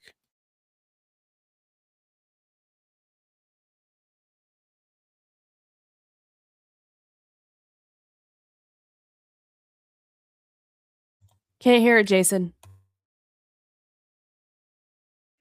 You can't hear it? Can you hear me? Yeah, it hear wasn't added you. to the screen. Oh, my bad. Holy crap. I'm pushing too many buttons over here. I got sidetracked. Thank you, Ashley, for stopping me. Here we go. I'm going to play it. Recording. Hey, shut the truck off. You're gonna get bit. Get on the ground, do it now. You're gonna get bit. In the car. I got him. I got him here. You're gonna get bit. Get on the ground, do it now. Get on the ground. What is y'all doing? Man, for real? That's what you huh? Off of me, man. What y'all doing, man? What is y'all doing, man? Fucking man, I'm not even doing nothing. I'm not even doing nothing, man. Behind your back. Oh my goodness. Put your hands behind your back. Oh my goodness. Move. Yeah, he's already asking for medical like a little petulant child. Yeah, petulant child who was just allowed to be bitten by a dog that the police could have easily kept the dog back. That's actually happened to me once before. But anyway, that's a case of a mistaken identity fed to the police through a flock system, and they didn't question the AI. And they let a dog maul this guy. And there's several examples of this. So that's one of the things I wanted to talk about was the AI aspect of it and whether or not people are going to use their discernment. They could have just easily talked to the dude, So what are y'all's thoughts on that? Well, if I could chime in, I will say that this is systemic. This is a systemic problem. This is something that's been going on for a very long time. But as they have more invasive technologies, then I do think that it sets the stage for these types of things to happen more often. We already know that there's a problem in the United States with us having 25% of the world's prison population. So it is a very carceral state. And I think that in and of itself is problematic. I think that there's too many protections in place for when police officers abuse the population. My personal opinion is that when they are found to be abusing people, and if they do actually have to pay a payout for the abuse that they committed, that should come out of their, the union retirement fund or something like that. Like there needs to be consequences instead of we are paid for by the taxpayers to aggress against the taxpayers. And then if we have to pay a taxpayer, we're using taxpayer dollars to do that. There's far too many protections in place for this type of behavior. So I think it's dangerous. I think that any interaction that you have and you can try to do all the right things. Yes, sir. No, sir. Yes, ma'am. Whatever. Here's my ID. Keep the chatter minimal. All of that stuff. Like you're still running a risk. And especially like if it does engage the fear response in you, such as threatening to have a German Shepherd break your arm, then I think that we could try to say, well, that guy should have kept his cool. He shouldn't have been talking or whatever. It's like, what would you do? Especially if you were completely taken aback by them coming after you to begin with. If you genuinely didn't do anything, it would be horrifying. And there is no consequences, like I said, for them if they beat you up, if they sick their dog on you, if they shoot your dog. Like it's completely insane. It's out of hand. And this is only going to help their out of hand behavior continue. Unfortunately, that's what I think. Right on. Karen, your thoughts? That's just abhorrent to me. It's absolutely revolting seeing a dog used that way. It just makes me ill. And I did post a couple of times. I looked up the great YouTube channel that covers flock cameras and a lot of the legalities, the concerns, a lot of really, really good coverage. It's Ben Jordan, BENN JORDAN YouTube channel. I highly recommend it. All right, so I think we beat up the flock thing again. Flock was our case study today, but look at everything where they're collecting our data and tying it to us. We could throw an internet ID into there. That's a big thing going on in Europe right now. They're trying to push for it here. The cell phone thing, I think that's great. You brought that up down in Mexico, Karen, because everything that we do that touches the web, they want to know who it is, where you are, when you do it, what you're doing. And it could be used for good, but most likely it'll be abused. So I'm going to go real quick. I'm going to go over the Fourth Amendment. I'm going to read it. We're going to go over this. This does have to do with flock, but it has to do with everything else as well. We're going to go over this judge ruling, which I'm seeing a silver lining there. And then I'll have a funny little video, and then we can move on to other topics. So Fourth Amendment, here we go. This comes from congress.gov. The right of the people to be secure in their possessions, houses, papers, and effects against unreasonable search and seizures shall not be violated, and no warrants shall issue but upon probable cause, supported by oath or affirmation, and particularly describing the place to be searched and the persons or things to be seized.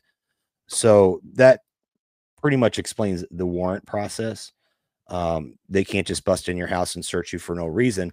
And the argument is that these cameras, not just cameras, but, credit card information, all kinds of ways they collect our information, is needlessly tracking you and looking for a crime. Basically, you're not allowed to do that. And I'll go ahead and read this article here. This is it's not that old. It's from February, so it's pretty recent. A federal judge ruled Norfolk's flock surveillance cameras don't invade people's privacy yet. And that's where the silver lining is the yet portion. See, it goes on. I'll kind of paraphrase it. I don't want to take up the whole time, but I do want to read part of it, though. Where is it at? It talks about how many times. Okay, so this talks about two different people, and I guess they were trying to push back against the flock cameras because they were being tracked and traced. So this guy Schmidt, his car was photographed by Norfolk's flock cameras 475 times in 4.5 months. And Arlington, that's the other guy, was photographed 325 times in the same time span, which the two residents found creepy. According to the original complaint filed in October 2024, the suit emphasized their concern for how the data could be misused and weaponized. And I'll bring this down and just paraphrase the rest of it. So, people were pushing back and they filed suit. Well, the judge came across it and he determined that, let me read this part. Norfolk had 172 flock cameras installed in 2024. It's blowing up. It's exploding. According to the lawsuit, as of the ruling January 27th, Norfolk has 176 flock cameras and blah, blah, blah. I should have highlighted this. My highlighter is broken on my web browser. So, but what basically had come about was the judge said, well, we don't think, because the places where you got photographed were so far apart time-wise and distance-wise, it's not really like they're stalking you, right? So he said, we don't consider this to be a violation of the Fourth Amendment. But the judge caveated that and said, but as this system grows, it will be. So that's where the silver lining is. If we don't want this kind of surveillance, and of course this applies to more than flock, it applies to everything. We can maybe file lawsuits or contact your congressman or something and say, hey, we don't want to be spied on. You're like a creepy neighbor in the bushes watching everything I do, looking for a crime, looking for something. And then when AI, as we talked about earlier, when AI is sorting through this data, it's going to make mistakes. And now you have a freaking mess to deal with. Are you going to get compensated for your time off work that you sat in jail, or for lawyer expenses and all this other stuff? Right? Are you going to get compensated, or you get bit by a dog because of a mistaken identity? Who's going to compensate you for that? You have people that get their door kicked in mistakenly, and they have to fight for years to get the police to pay to repair that door. This is who was it? Afro Man. I don't know if you saw that. Eric Peters talks about him. Shout out to Eric Peters. I got his hat on today. But he talks about that case where he just yeah, they went after him. Somebody had said something about him having drugs and cash or something, and they came in, raided his house, and he fought back, and he won. So anyway, thoughts on that before we move They on? coveted his lemon pound cake. Yes. You know, it's Minority Report. It's pre-crime, and we see the profiles being made, personality profiles, location profiles. So who do you associate with? The Ring doorbell system is encouraging people to tag people who come and go from their house so that people can be identified around their neighborhood, and they're saying tag people in the name of safety. So that we know who people are, but we also know that mistakes are made. And since 9/11 particularly, we've seen the invisible enemy, the othering of people, the terror, as Ashley alluded to, the terror warnings. I remember the colors were on orange, yellow, red today, the visualization. It's just, we're just seeing it all, the objectification of people, the human judgment, the human touch, the human interaction, all being systematically whittled down and handed over to these AI systems. And I think of Larry Ellison. Was it Larry Ellison who said that the police that will do better because they'll know that they're being watched constantly, but that also that people when they know they're being watched, that they don't behave the same way. And I think that that's a big concern. And that was talked about on the Ben Jordan channel, the dance like no one's watching. Well, there will always be someone watching. You won't have that opportunity anywhere to dance like no one's watching. And that does change the way we live our lives, the way we feel about ourselves, the way we interact with one another, the way our children develop, the level of anxiety that we have, I think will be raised that way by not feeling like we can relax and have that privacy at all. And people grow to live with those things, and at some point many people may not expect it because they think they're being protected that way. I'll take a watchdog any day over security cameras. Just give me a few dogs and I'm perfectly happy, and I feel perfectly safe that way. Right on. You got a hungry kitty over there, Ashley. It's the kitty crew. It's the kitty crew. It's kitty drama, cat drama, as per the usual. It wouldn't be a Saturday when I'm trying to do something without it. No podcast is complete without a cat appearance. But yeah, any thoughts on that, Ashley? And we'll get on. I got one funny video to play, and we can move on from the flock. Fly away. I mean, I think we pretty well said it, that this is a huge violation of of our rights as Americans, and it's problematic, and it's going to continue to be problematic. So like we were talking about earlier, cultivating the awareness of where these cameras are located, if you can avoid them. I don't know. I've seen some stuff about like a spray that might make your license plate invisible, something like that. But then I was like, they probably will track you down for that too. I have no idea, but perhaps there are ways of trying to at least minimize our interactions. But I will say, in our neighborhood here, the one I'm getting ready to move out of, they have an agreement with the local police department, and they just put up 3 license plate readers in our neighborhood for no reason. They specifically even said when they sent out the messaging that this was not going to be catching people in traffic violations. It's just to know who's coming and going out of this neighborhood, so the local police department can have access to that and do what with it. So this is happening. I mean, it's just a little neighborhood, but unfortunately, when you have the HOA system in place like they have here, then this is the kind of stuff that you get. And I'm glad to be leaving that. Like, why would you possibly need that? What would you be using it for? I have no idea. But anyway.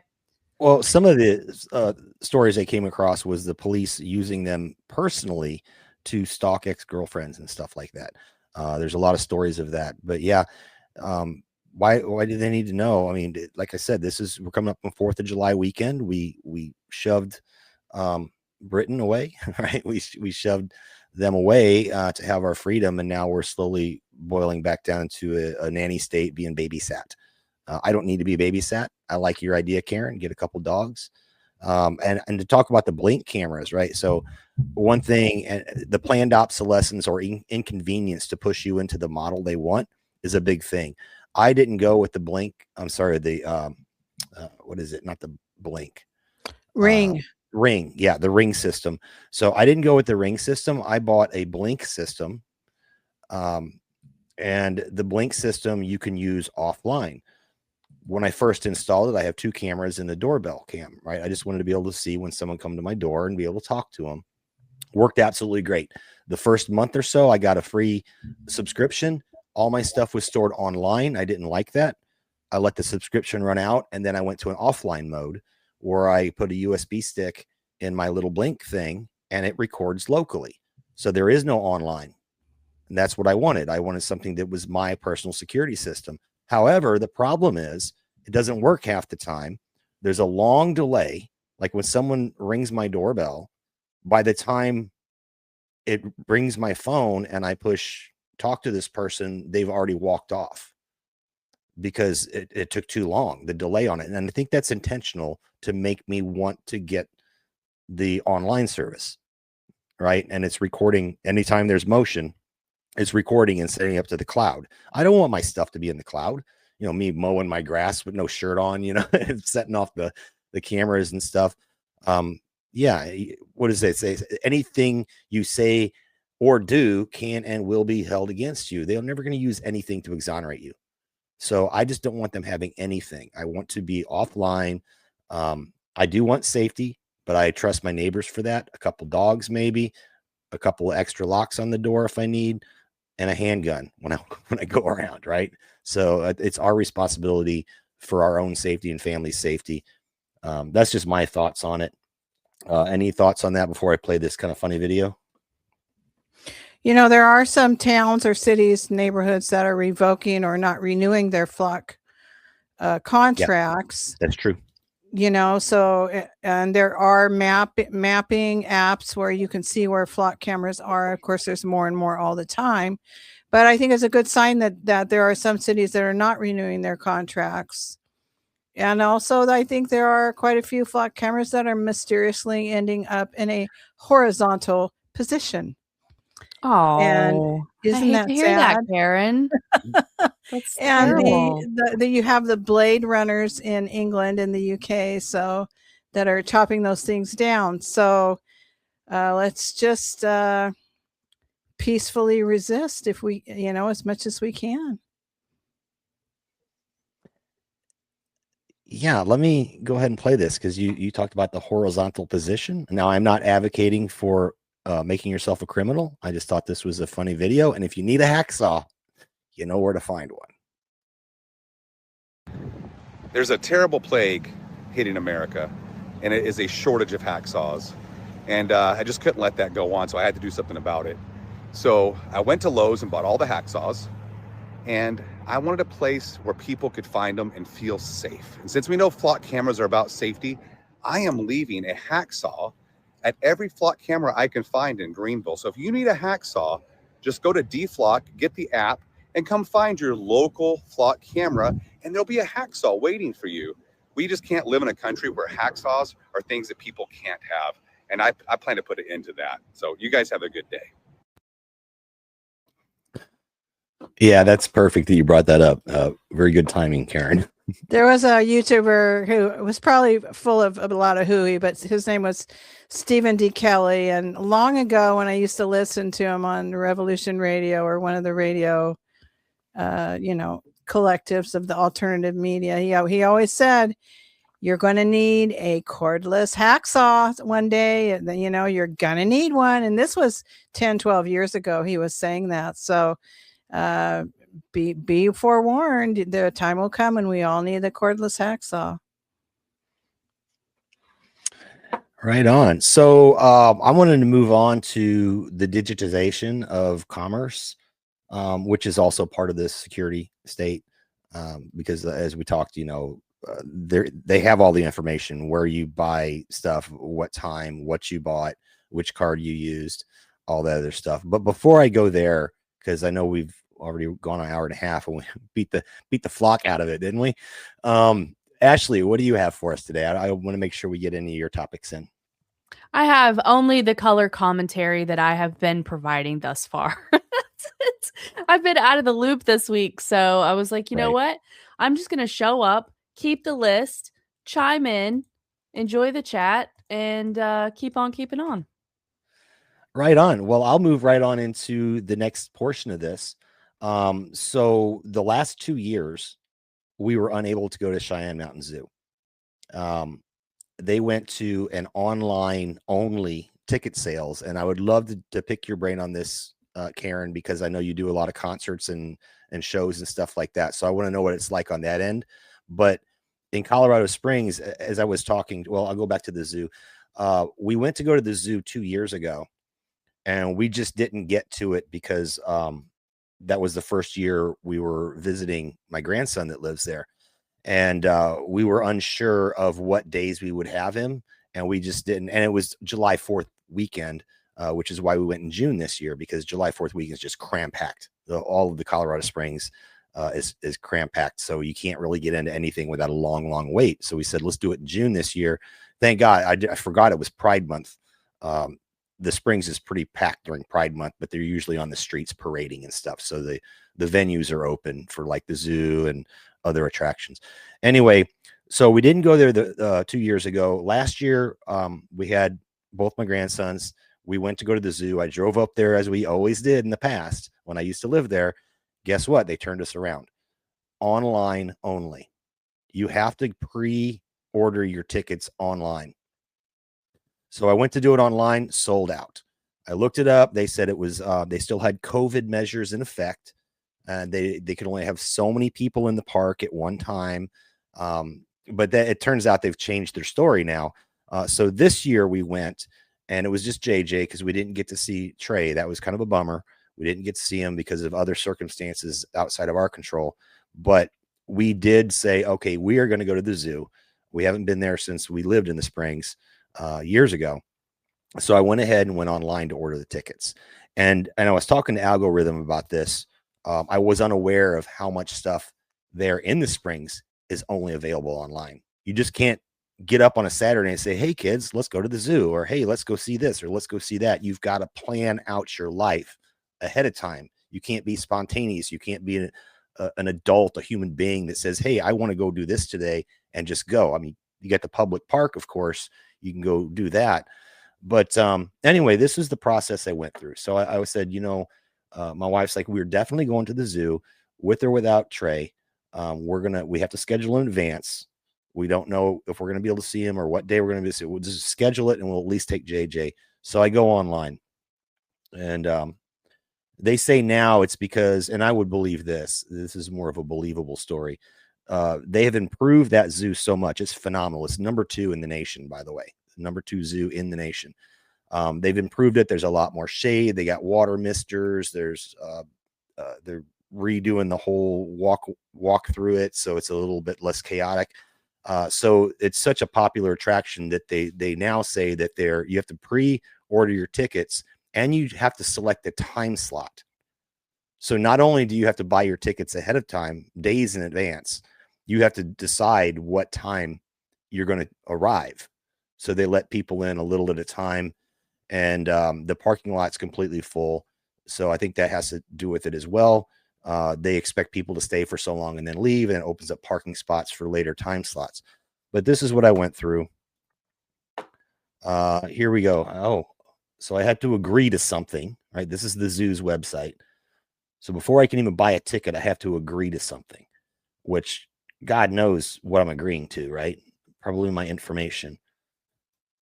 So here's the hours. You have to pick your start time. You have to show up within this window. If you show up later, you're not getting in. If you show up earlier, you got to sit around and wait. It was really kind of a pain. But anyway, the upside to this, and what I'm getting into here is about how everything's going to be digitized and you have to do things online, which we can throw in the internet ID, which may be a later requirement to be able to do that. But there are ways around this, right? So we ordered our tickets online. One thing that really freaked me out, and if I were to go through this process and order the tickets right now, it's going to go through a third party. And one thing to mention, cell phones. Cell phone number is required. An email is required. All this information is required. Your payment method has your physical address required. The amount of information they want from me to hand over to a third party is redonkulous just to go see some animals and take some pictures. All right. Something that used to be, we took it for granted. St. Louis Zoo, I believe, is still free. You could just go there and walk in. I think you got to pay for parking or something, but you walk right in. But anyway, what I did notice, and this is getting into kind of the solutions aspect of it, is that I went ahead and bought the tickets. Yes, I gave up all that information. I got a really nasty warning from my laptop, which I purchased them on my laptop, has Linux, which is a completely different antivirus and malware type setup.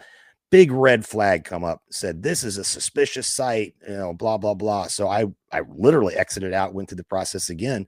So I don't know. I told Glenda, I said, you need to watch our credit card statement for the next few months to make sure that our stuff didn't get snagged away. But we wanted to go to the zoo really bad, so we did it anyway. But one thing I did notice was I opted for the military discount. It said I needed to have an ID at the gate. A lot of stuff that they were going to check.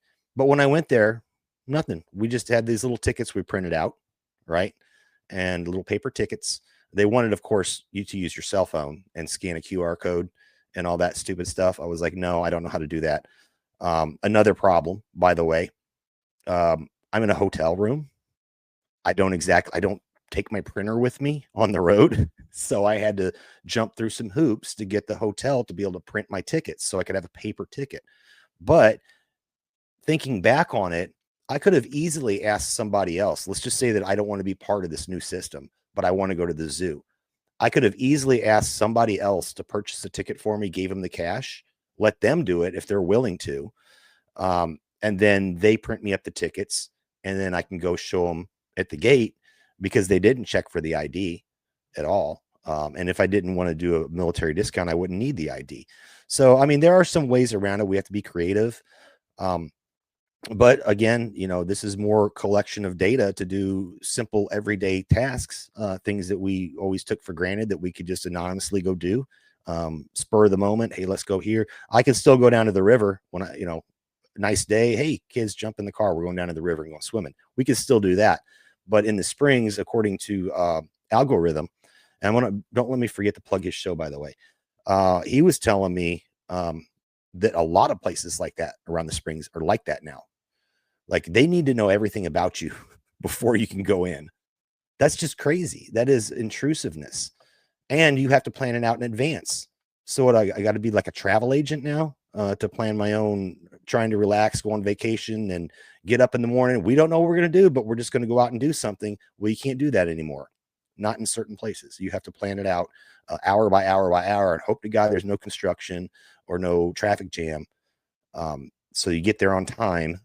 It's craziness. What are y'all's thoughts on that? We'll go with Ashley first. Which part, JB? The digitization of having to buy things online. And I'm leaving Karen for last because I know she goes to a lot of music venues and stuff like that. I'd like to know what that atmosphere looks like because I don't do a lot of music stuff. So yeah. And I will say from the concerts that I've gone to too, it is difficult to even get physical tickets now. Sometimes you can request the actual physical tickets, but that will usually be like an extra service fee, and you have to make sure that you have enough time for your tickets to be mailed to you. So yeah, it's a problem. And I think at the very least that we know, even if we remove the Big Brother surveillance state out of that, we know that big tech is tracking what you do because they want to be able to sell you things. And so a lot of this is used for marketing on the best end of the spectrum. It is being used to promote ads to you and track your behavior and collect more data points. And we are in the data is gold for these companies, and being able to continue to hack human behavior. So it's problematic for sure. I don't know how you get around it in the examples of trying to go to a park or go to a show or something like that. Of course, you can say no, but you're not living in a bubble. I think I would probably be fine to not go to that many concerts, but I have people in my life that love doing that. So I'm not going to say I'm not going to go spend time with you doing something that you love, because we have to have digital tickets. Like, I think that this is where we just have to have our our balance and the firm line in the sand of what we won't do. So I would go to the show, but I won't be willing to receive an injection and a passport in order to facilitate that, right? So you have to have whatever your own lines are. But at this point, I'm not going to not spend time with people in my life that enjoy that because of this, but I also don't like it. Karen, you live on the West Coast where this stuff has become more popular sooner, right? What's your experience? I know you go out a lot with your family and you do concerts. What's it like out there as far as the digitization of taking part in society? Well, I've been going on a little journey down memory lane. I went and got this little tin that my mom gave me probably 50 years ago, and I keep all my ticket stubs in it from everything I have ever been to. So there's ticket stubs in here from when I was a kid. Here's a baseball game from San Francisco Giants, Pittsburgh Pirates at Candlestick Park, which the Giants have had a new park for quite some time. And this is from 1989. I've got the Allman Brothers here. June 2nd, 1993. My daughter was 6 months old, and she saw the Allman Brothers with me. And I have a Jackson Browne here, which is a ticket stub. Jackson Browne, 1996, $24. And I have others that go back into the 80s, Grateful Dead in the 80s. So that's a ticket stub there, Jackson Browne. This was a gift from my daughter. This is a ticket stub that's for Jackson Browne. But this is the evolution of the Jackson Browne ticket stub. And this one is in... was $76, and it was when this would have been, what's the date? 2019. So we went from this in the 96 to this in 2019, and now there's no paper trail whatsoever. The tickets are on the phone, and I don't like it because I have a complete record here of my life, of all the cool things I've did, of all the memories, of all, of all the things I've seen. And usually it's in Los Angeles or San Francisco Bay Area, but also locally. This is for Arizona Sonora Desert Museum. I went with my mom and dad and my daughter, and I remember that. And of course, my dad is gone now. So this is a treasured memory for me. And it's a paper ticket stub with my mom's handwriting on it. Some of these have my mom's writing on them because they were given as gifts. There's some in here that are passes to Disneyland that are from my mom. And it says, to my daughter. So I really am mourning the loss of the paper trail.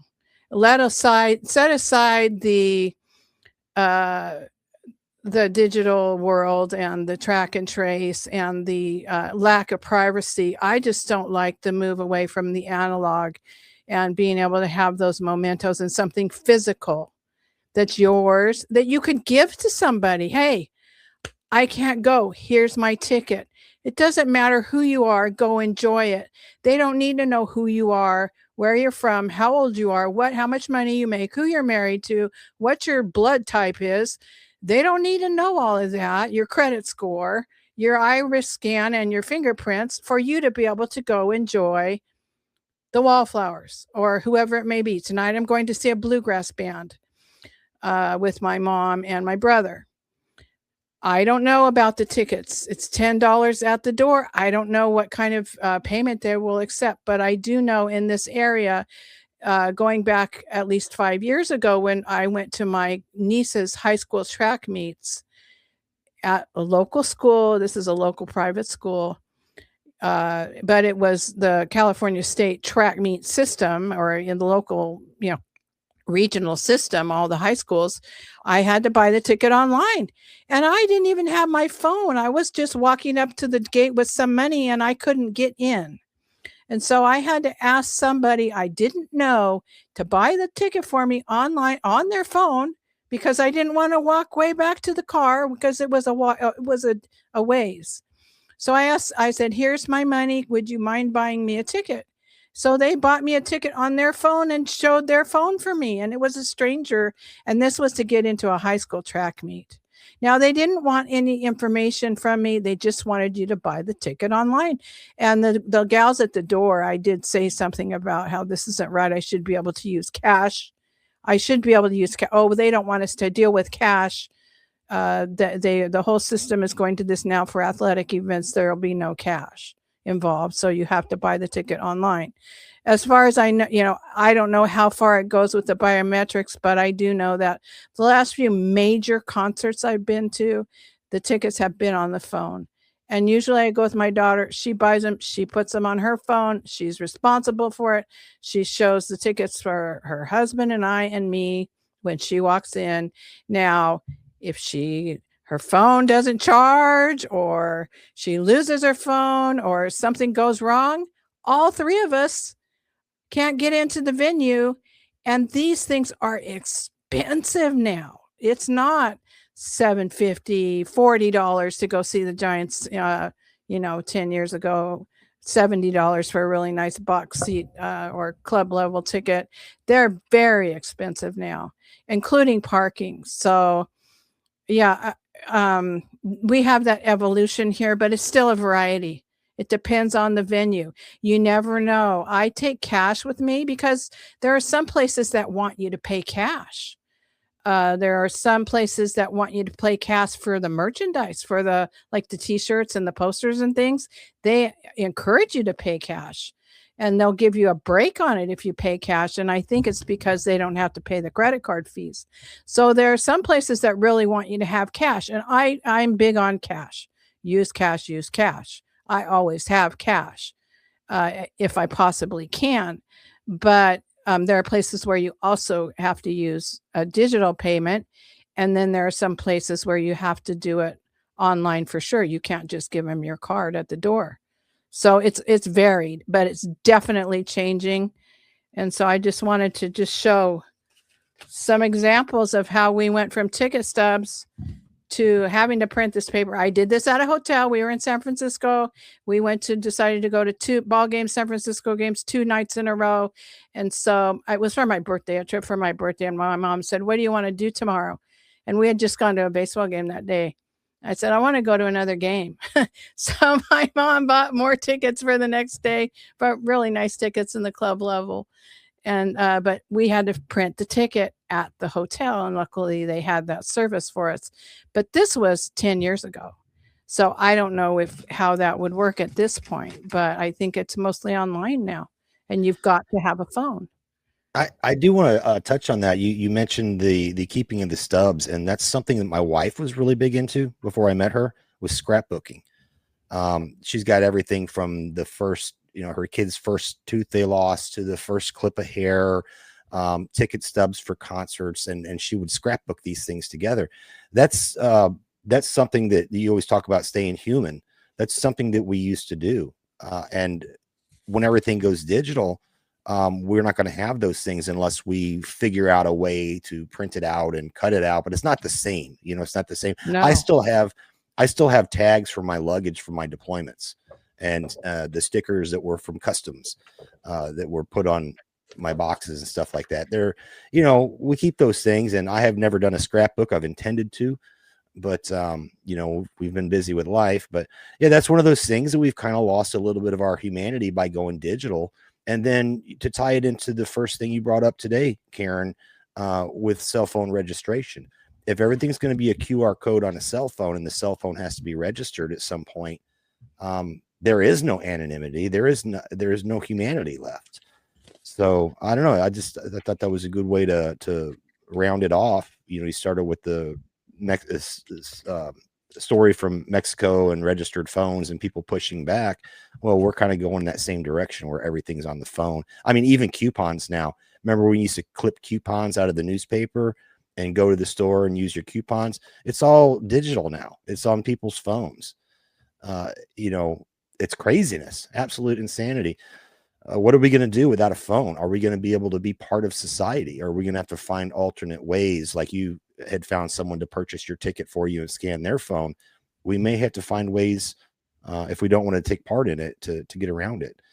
And I had some stuff on 3D printing. I'm going to hold that because we're already right about at our 2-hour mark. I wanted to talk to you about that, Ashley, because I know you and I have the same printer. I got a new one, but it ties into the surveillance system as well, the control and surveillance system, what's going on with 3D printers. I'm sure you're probably aware, Ashley. I am trying to get Red from Red Dawn Readiness back on. He knows about this and he's more up to speed. So maybe I'll hold it for that. But anyway, let's go around the horn one time and we'll do shout outs and plugs and get out of here. Ashley, what you got? I agree with that. It's really a shame. I mean, not only we're talking about in the chat as far as how expensive, a music experience is these days, that is out of control in a lot of ways. The price of merchandise, like I know that a lot of these bands, this is how you can support them is by getting some merch. And I do like that, but it's really expensive to do that too. And it does suck that they have taken away the physical tickets, because I also have a huge thing that's like clear that you can drop all of your tickets in, like what Karen's talking about, and see those, what did you do? And it's a lot of fun to think like, oh yeah, I can't believe that was 10 years ago or whatever. So it's really a shame, but it is more of, it's where we're at, I think. And I don't think things are going to stay this way forever, for better, for worse, but this is where we're at as far as this particular time and place, unfortunately. Right on. Karen, your final thoughts. Well, the thing is that we like to collect things. People like to collect coins, collect stamps, collect ticket stubs. We like to be able to look back and reminisce. And another thing is printing pictures. So many of us, my mom just had her birthday and we made a point. I bought some photo albums and my daughter had some pictures printed. She's got a 3-year-old grandson and she has one physical photo of him and he's 3 years old. So we are putting our lives into the cloud or onto our phones, and so many, and all of those memories. My dad used to take pictures constantly, and he took slides, a lot of slides, and we had a dark room in the closet when I was a kid, because he taught photography and he was into photography, learning it, and then he taught it. And so my brother's a real good photographer too. And so my dad would always take pictures of everything, and he'd always get 2 sets of prints made and put a little photo album together every time we went on vacation. So I have all these little photo albums of the time we went to Glacier, the time we went to Texas, whatever it was. And so I don't see people taking the time to print photos and put them in albums and save those. So I think that that's also a way for us to lose touch with our personal history, our sense of community, our sense of home, our sense of rootedness or groundedness. So I would also encourage people to take that time and keep those records and make those scrapbooks and print those pictures, and stay positive. So thanks for letting me share. That was just spur of the moment, but I thought it was a good example of the way things have changed over time. I even have a receipt for a dog I bought, my Springer Spaniel in 1990. My grandma gave me $150 when I got my teaching credential, and I bought a Springer Spaniel puppy. So I have the little receipt, little card for the Springer Spaniel puppy that I bought. So, I think that's a really cool thing to have. But these days, I would probably have the receipt on my phone. And of course, we have to get our phones updated. They don't last. There's planned obsolescence. So I wouldn't have that little piece of paper probably. Yeah. And talking about, they're talking about printing photos as well in the chat. Glenda just got herself a small, it's like a 5x7 photo printer and a bunch of ink for it. Oh, cool. Because she finally realized, I'm taking all these pictures, they're going up into the cloud, and I don't even look at them, let alone, I mean, you got thousands, if not tens of thousands of photos that you can never look at them all. And they're out there. And anytime she wants to upgrade her phone, it's always an anxiety moment for her because she's afraid she's going to lose everything. So I have to back everything up. So I have literally tens of thousands of photos on my desktop here between myself, my daughter's phone, my wife's phone. A lot of them are just, I'm like, why don't you just delete the ones that are bad? But they don't ever delete them. But finally, she came to the realization, what's the point of having thousands upon thousands of photos that I never look at? So she bought herself a printer. I said, hey, this is great. I like the 3D print. I can 3D print you some frames. We can get into like a little bit of crafting, a little bit of real life stuff, hang them on the walls. I mean, I'm printing these. Where's it at?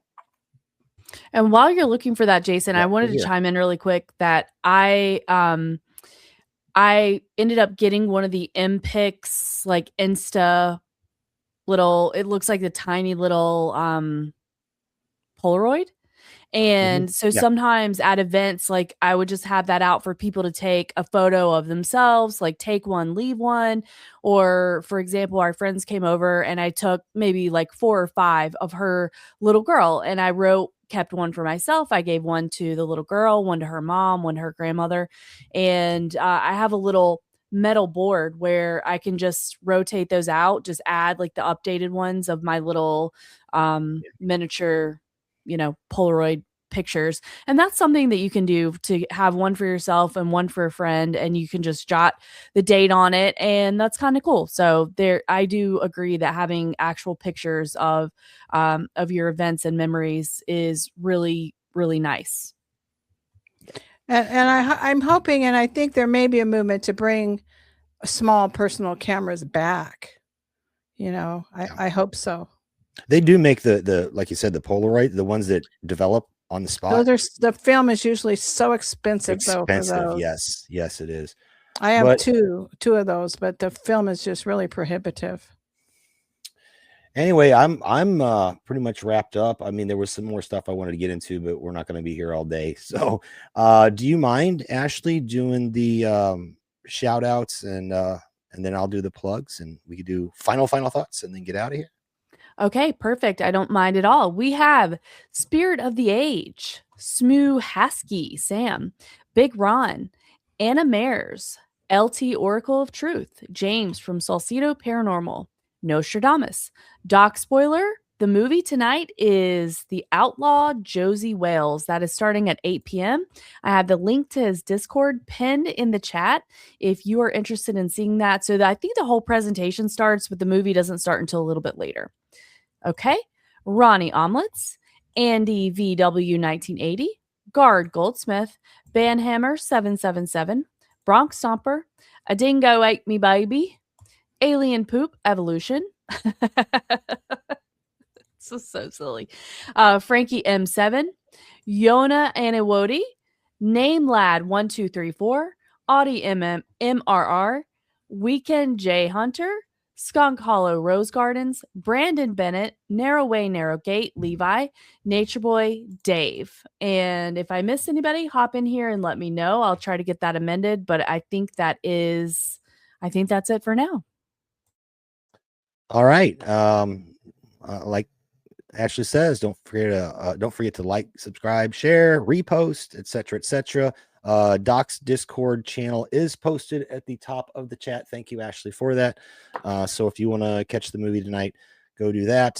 I'm going to plug everybody real quick, and I need to add James here. I don't think I have him on here, but a real easy way to find everybody that we like and love and watch and support is to go to theunitesofthestorm.com and then go to the friends button here up top, and you can see everybody that we have. Ashley, you're added up towards the top.